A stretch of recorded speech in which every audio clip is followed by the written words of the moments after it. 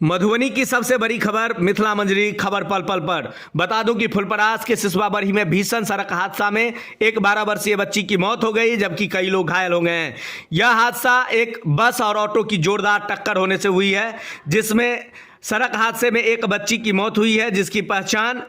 सिसवा बरही गांव निवासी भुवनेश्वर कुमार यादव की 12 वर्षीय पुत्री साक्षी कुमारी के रूप में हुई है, जिसको नजदीकी अस्पताल ले जाया गया, जहां पर डॉक्टरों ने मृत घोषित कर दिया। जिसके बाद फुलपरास थाना की पुलिस ने शव को अपने कब्जे में लेकर पोस्टमार्टम के लिए सदर अस्पताल मधुबनी भेजा और पोस्टमार्टम की प्रक्रिया करके परिजनों को शव सौंप दिया गया है। वहीं बता दूं कि इस घायल जो हुआ है, इसमें नीतू देवी 35 वर्ष पति भुवनेश्वर कुमार यादव, मीनाक्षी कुमारी 10 वर्ष पिता भुवनेश्वर कुमार यादव, मुरली गांव निवासी विभा देवी 22 वर्ष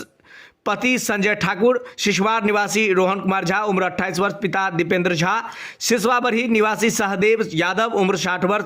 पिता कामेश्वर यादव के रूप में हुई है। घटनास्थल पर प्रत्यक्षदर्शियों ने बताया कि तेज रफ्तार बस ने अनियंत्रित होकर फुलपरास की ओर से आ रही टेम्पो में जोरदार टक्कर मार दी, जिससे इतना बड़ा हादसा हुआ है। वहीं बता दूं कि हादसे की खबर मिलते ही अनुमंडल पदाधिकारी अभिषेक कुमार व अनुमंडल पुलिस पदाधिकारी प्रभात कुमार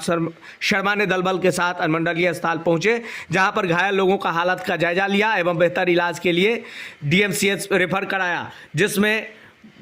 वाहन की भी सुविधा इनके द्वारा की गई। मौके पर पहुंचे फुलपरास थाना अध्यक्ष ललन प्रसाद चौधरी ने बताया कि पुलिस ने दोनों वाहनों को जब्त कर लिया है और कानूनी प्रक्रिया में जुट गई है। वहीं बता दूं कि यह सबसे बड़ा जो खबर हुआ है मधुबनी का, यह फुलपरास के सिसवा बरही गांव की में हुआ है, जहां पर एक 12 वर्षीय बच्ची की मौत हो गई है और कई लोग गंभीर रूप से जख्मी हो गए हैं, जिनको डीएमसीएच में भी रेफर किया गया है। सुनते रहिए मिथिला मंजरी विभूति रंजन के साथ खबर पल पल।